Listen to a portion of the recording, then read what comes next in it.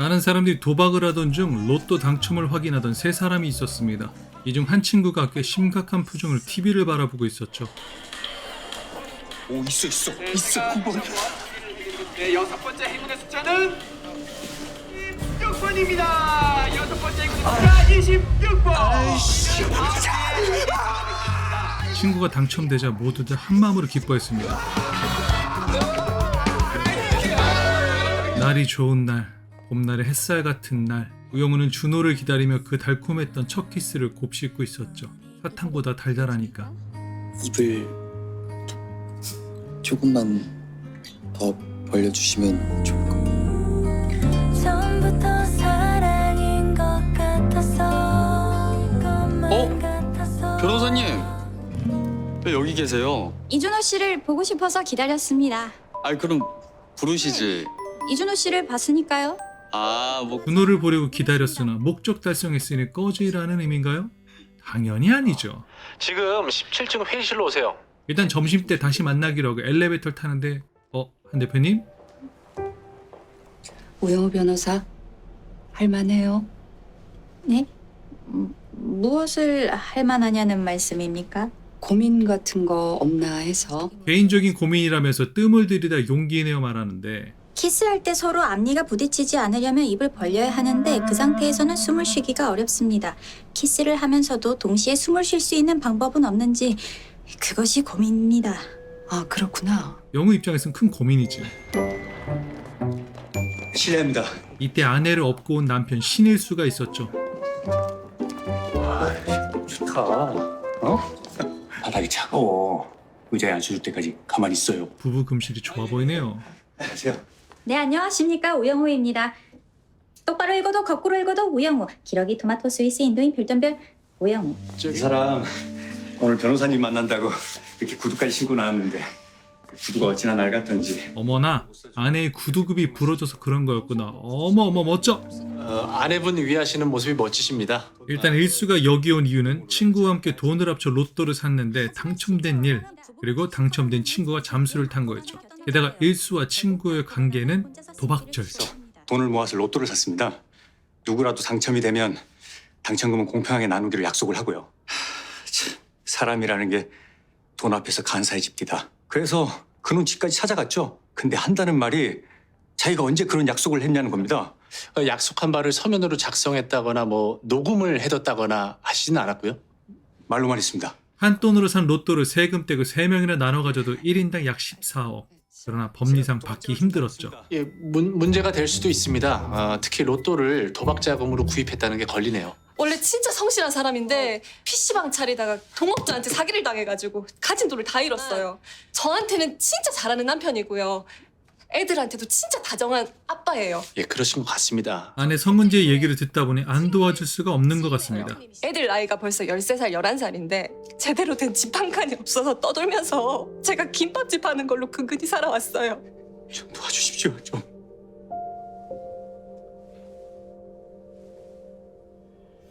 이날 주점에서 털보 사장이 수연의 안부를 묻습니다. 털보 사장 싫다고 도망간 여자를 왜 찾아요, 존심상하게. 동그라미는 아재 개그로 수연이 도망쳤다는 거 알고 있었죠. 하지만 의외로 영우는 아재 개그에 긍정적인 반응을 보입니다. 오렌지를 먹은 지 얼마나 오렌지 또. 고르고 골라 고르곤 졸라. 오, 재밌습니다. 헐, 김밥과 참기름이 싸우다가 김밥이 경찰에 잡혀갔어. 참기름이 고소해서. 이게 재밌다고? 메모해야지. 이걸 했어야지. 이걸 진짜. 자, 이렇게 아재 개그의 향연이 펼쳐지는 동안 클럽에서 만난 종건이 수연이를 보러 한바다까지 찾아왔죠. 종건 씨. 수연 씨, 잠깐 좀 나올래요? 그리고 몸에 좋은 걸 타왔는데 몸에 좋아 칵테일이 레몬, 유자, 라임, 민트, 계피, 강황, 꿀물 이건 이런 100% 배탈날 약 같은데. 그냥 뭐 약이에요. 약. 이뿐만이 아니라 꽃도 준비해 왔네요. 꽃말이 뭔데요? 반드시 오고야 말 행복. 너무 예뻐요. 이게 다음날 영우는 일수를 따라 불법 도박장을 방문합니다. 왜 벌써 왔어? 오픈도 안 했는데. 유독 의뢰인에게 친절한 여자 커피장 최다혜. 커피 한 잔 드릴까? 아니요, 괜찮습니다. 증언하실 분이 저분입니까? 증언할 애는 재떨이. 재떨이라는 남자 병기를 만나 그날 로또 당첨된 일을 물었더니 기억하고 있었죠. 너한테 로또 좀 사오라고 시켰잖아. 네, 그날 당첨됐잖아요. 1등. 셋 중에 하나라도 당첨되면 무조건 엠빵이다 이렇게 말하는 거. 방금 말씀하신 내용을 법정에서 증언해 주실 수 있습니까? 예. 하지만 법정에서 지원한 일에 큰 부담을 느꼈습니다. 증언만 해주면은 여기 당장 일 때려칠 수 있을 만큼 내가 큰 돈 줄게. 네? 큰 돈을 주면 안 됩니다. 호지식한 우영우는 큰 돈을 주며 설득하는 건 안 된다고 강하게 주장합니다. 저 이제 일하러 가야죠. 아니 잠깐만. 내가 여기 너 당장 때려칠 수 있을 만큼은 이 민법에 저촉되지 않는 선 안에서. 자, 이렇게 설득을 마치고 한바다에 돌아왔는데 저쪽에서 놀래라 할 줄 알았는데 어우 설레라 였죠. 준호를 바라보는 영우의 순수하고 맑은 직진스러운 그러면서 은밀한 암살자 같은 섬뜩한 그러면서 달달한 눈빛. 한 400세대 정도 받은 것 같아요. 이 작은 볼잎이 너와 눈 마주 아유 좋을 때다. 다음날 공판이 시작됩니다. 만약 그런 약정이 있다고 하더라도 그것은 유효한 법률 행위가 아닙니다. 문제는 공동분배 약정이 있었느냐 없었느냐가 관건인데 이를 증명하기 위해 재떨이가 아니죠. 저 한병길이 출석하기로 예정됐었죠. 사건 당시 피고와 원고들로부터 돈을 받아 로또 복권을 사왔던 한병길 씨를 증인으로 신청... 할 수 없습니다. 할 수 없습니다. 하지만 참석을 못합니다. 예, 죄송합니다. 증인으로 신청했던 한병길 씨가 사정이 생겼다고 해서 일수의 친구는 위증을 해서라도 증인을 만들려 합니다. 당연히 영우가 반대했죠. 돈 좀 지어주고. 네? 안 됩니다. 아이 그날 하우스에 그렇게 많은 사람도 있었는데 저희가 다른 증인 꼭 찾아올 테니까 걱정하지 마십시오. 우변은 우리 쪽에 유리한 자료들 좀 더 모아보세요. 밤늦게 일하던 중 영우가 준호 생각이나 영상통화를 겁니다.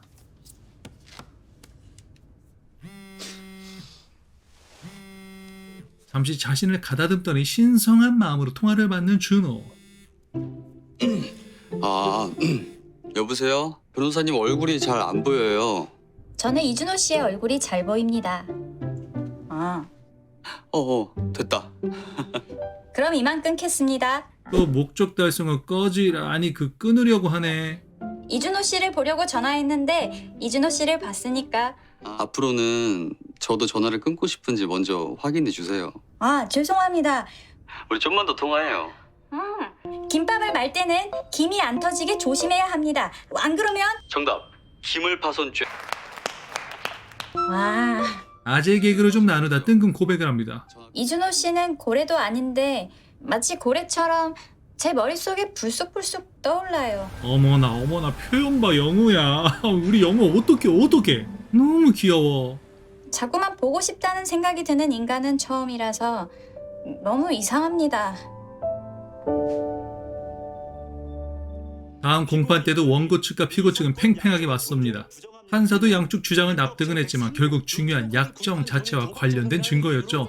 그리고 증인으로 출석한 커피장 최다혜. 그럼 증인 앞으로 나오세요. 진한 향수를 풍기듯 요염하게 걸어오는 그녀.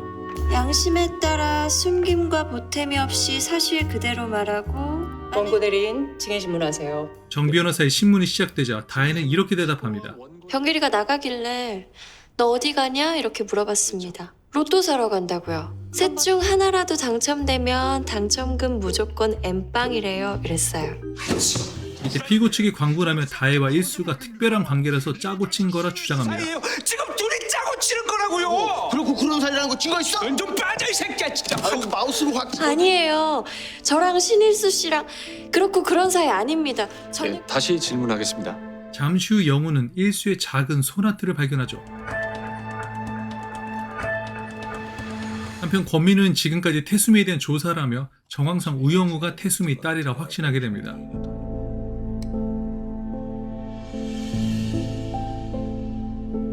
그 사이 광호가 태수미 말 때문인지 영우에게 묻습니다. 영우는 아빠한테 뭐 원하는 거 없어?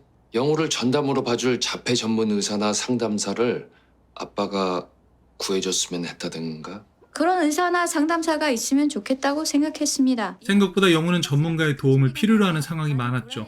아무래도 태수미의 제안을 더 진지하게 고민하게 됩니다. 좀 피곤할 텐데 올라가서 쉬어.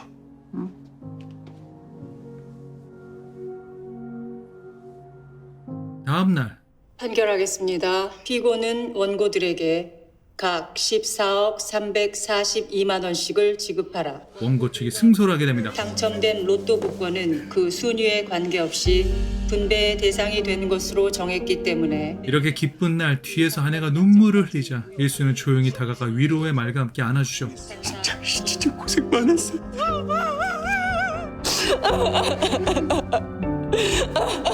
그리고 다음날 일수가 영우를 찾아와 감사의 뜻으로 선물을 전달하려 했지만 이건 그냥 제가 드리는 선물입니다.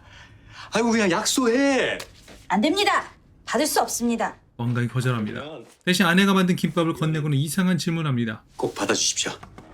만약에 로또에 당첨된 후에 이혼을 하게 되면 그 당첨금도 나눠야 되나요? 이혼이라니? 재산 분할의 대상이 되지 않습니다. 그러니까 변호사님 말씀은 그 안 나눠도 된다는 말씀이신 거죠? 네. 아유, 변호사님 수고하십시오. 감사합니다. 뭔가 찜찜했죠? 한편 수연은 종건의 애교 섞인 문자를 받고 웃음이 절로 나옵니다. 귀여워. 어떤 남성이 이때 영우는 일수가 이혼 시 재산 분할에 대해 문의한 걸 수연에게 묻습니다. 너 로또 사건 의뢰인 말하는 거야? 그 질문엔 대답할 수 없어. 변호사의 비밀 유지 의무를 지켜야 하니까. 변호사의 비밀 유지 의무 때문에 편하게 얘기하기 어려우니까 소금군과 후추양, 간장 변호사 뭐 이런 식으로 해. 소금군이 후추양한테 뭐라도 약속한 건 없어? 특유 재산을 취득하면 후추양에게도 나눠주겠다는 조건부 중에 의사표시를 했다든가 뭐 그런 거. 결국은 녹음한 증거나 이를 증명할 증인이 필요한 건 변함없었죠. 간장 변호사도 참 난처하겠다. 변호사로서 직접적으로 성은지에게 남편에 대한 의도를 말할 수는 없으니 김밥 사는 척하며 간접적으로라도 알려줄 방법을 모색합니다. 그리고 찾아간 분식점에는 우리는 유부김밥을 사러 가는 겁니다. 변호사법을 위반하러 가는 게 아닙니다. 네, 물론이죠. 일수가 아내에게 행패를 부리고 있었죠.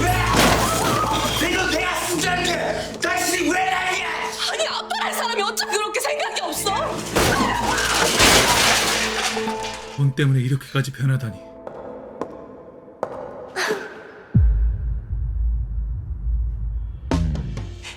아니 도대체 내가 얼마나 더 참고 기다려야지. 그래. 우리 동네에서는 처음으로 이 향고래 모래 덕분에 아이디어가 떠오른 영우가 사람이 유도리가 있어야지. 간장 변호사를 예로 들며 준호와 대화하는 척합니다. 은지가 다 들을 수 있도록 큰 소리로.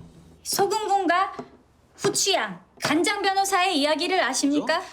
특유 재산이란 부부 중 한쪽이 혼인 전부터 가지고 있던 고유 재산 혹은 혼인 중 자기 명의로 취득한 재산을 말합니다. 예를 들면 그 로또 당첨금 같은 건가요? 네, 단번에 자기 남편 얘기인 걸 알았죠. 우리 신랑 얘기하는 거예요? 아닙니다. 저는 이준호 씨와 소금군 후추양 간장 변호사에 대해서 이야기하고 있습니다. 재판 이겼던 날 우리 남편이요. 당첨금을 전부 다 저를 주겠다고. 그 소금군이 그 당첨금을 전부 다 후추양에게 주겠다고 눈물까지 흘리면서 약속했답니다. 같은 시각 수연은 종건과 근사한 데이트 중이었습니다. 제가 로또에 당첨이 됐거든요. 수현 씨가 내 로또니까. 그가 잠시 자리를 비운 사이 낯선 여자가 다가오더니 총곤이 쓰레기라는 걸 알려줍니다. 네? 이종건이 자기 돈 쓰는 건 오늘이 마지막일 거고 앞으로는 자꾸 지갑을 잃어버렸다고 할 테니까 이종건 그 새끼 사자 킬러라고요. 야! 이종건! 잠깐만요. 내 돈 내놔. 너무 당혹스럽고 짜증낸 수연은 가장 비싼 술을 달라고 합니다. 술 주세요. 여기서 제일 비싼 걸로. 계산은 저 새끼. 계산을 저 새끼한테 달고. 빨리요! 수요일날 만나 제가 전화 드릴게요. 설명 드릴게요. 수요일 같은 소리가 자빠졌네. 병나발을 풀며 떠나는 수연이. 다음날 은지는 남편이 대놓고 이혼을 요구하며 자신과 아들에게까지 손찌검을 한다고 호소를 합니다. 정말 힘드시겠습니다. 이런 남자랑은 저도 이제 그만 살고 싶어요. 뭐 살림살이 애들 키우는 거 다 저 혼자 해왔던 일들이에요. 문제는 남편이 당첨금 분배를 해주겠다는 걸 증명할 방법이 없었습니다. 다른 이혼 전문 변호사를 소개해도 되겠습니까? 일 잘하시는 분으로요. 그래 주시면 감사하죠. 안타깝지만 다른 이혼 변호사의 도움을 받기로 하고 분식점으로 돌아갑니다. 이때 일수가 고급 승용차를 타고 나타나 이혼 도장 찍으라고 윽박지릅니다. 야, 씨. 너 변호사 만났구나. 소송이라도 하게? 네, 차로 다시 가시죠. 급하게 이들을 쫓던 중 사고가 나고 말죠. 변호사님, 괜찮으세요? 은지 씨. 일수는 그 자리에서 사망했고 이 충격에 영우가 매우 힘들어합니다.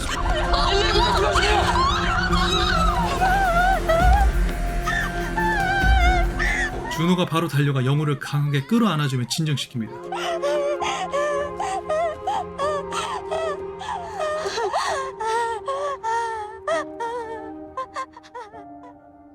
그리고 며칠 후 다시 만나 이들은 일수 장례까지 치른 후 은지가 로또 당첨금과 함께 남편의 보험금까지 합쳐 14억을 받게 되었다는 걸 알게 됩니다. 14억이 참 먼 길을 돌아서 제 주인을 찾아갔네요. 신일수 씨의 사망을 목격했을 때 저를 안아주셔서 고마웠습니다. 그러나 사고를 목격하고 힘들었던 영우를 안아준 건 참 잘한 거였죠. 자폐인의 경우 감각 과부하 상태일 때 몸에 압력을 가해주면 불안함이 완화되죠. 프랑스에는요 자폐인을 위한 포옹 의자가 있대요. 그 의자 한국에서도 살 수 있습니까? 꼭 사야 될까요? 내가 대줄게요. 변호사님 전용 포옹 의자. 그리고 이때 느낌이 왔죠.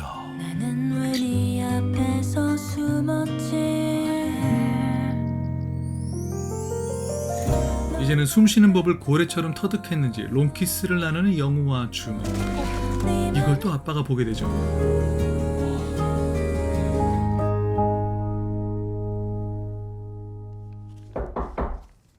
네. 한편 태산을 찾아와 태수미와 만나게 된 권민우.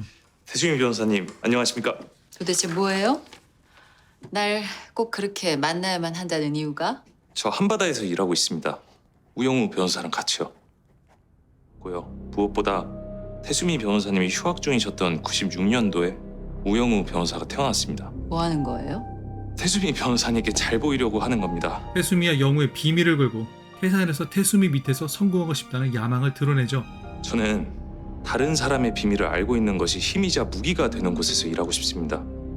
착한 척 위선이나 떠는 선배 변호사 밑에서 저까지 나약해지고 싶지 않습니다. 태수미의 조건은 이렇습니다. 다른 사람의 비밀을 아는 것만으로는 부족해요. 우영우 변호사가 한바다 그만두게 만들 수 있겠어요? 권민우 변호사가 이 일을 해내면 그땐 태산 변호사가 되는 거예요. 네, 알겠습니다. ENA 드라마 이상한 변호사 우영우 11화에서는 거액의 돈 앞에서 착한 남편도 폭력적인 남편이 되는 것, 그리고 동료를 아끼는 마음을 착한 척 위선이라고 매도해버리는 권민우의 야망을 볼 수가 있었습니다. 돈과 성공 분명 누구나 바라는 것이지만 그 안에 우리를 타락시킬 유혹도 분명해 보입니다. 하지만 영우는 유혹에 잘 빠지지 않고 자신만의 길을 잘 걷는 것 같습니다. 간혹 고래 유혹에는 빠지지만 오늘도 영우의 마음과 권민우의 마음에 대해 생각해 보게 됩니다.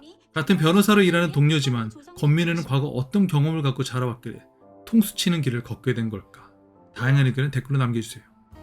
구독 옆에 종모양을 눌러서 전체 알림으로 설정하면 더 좋은 영상들을 만날 수 있습니다.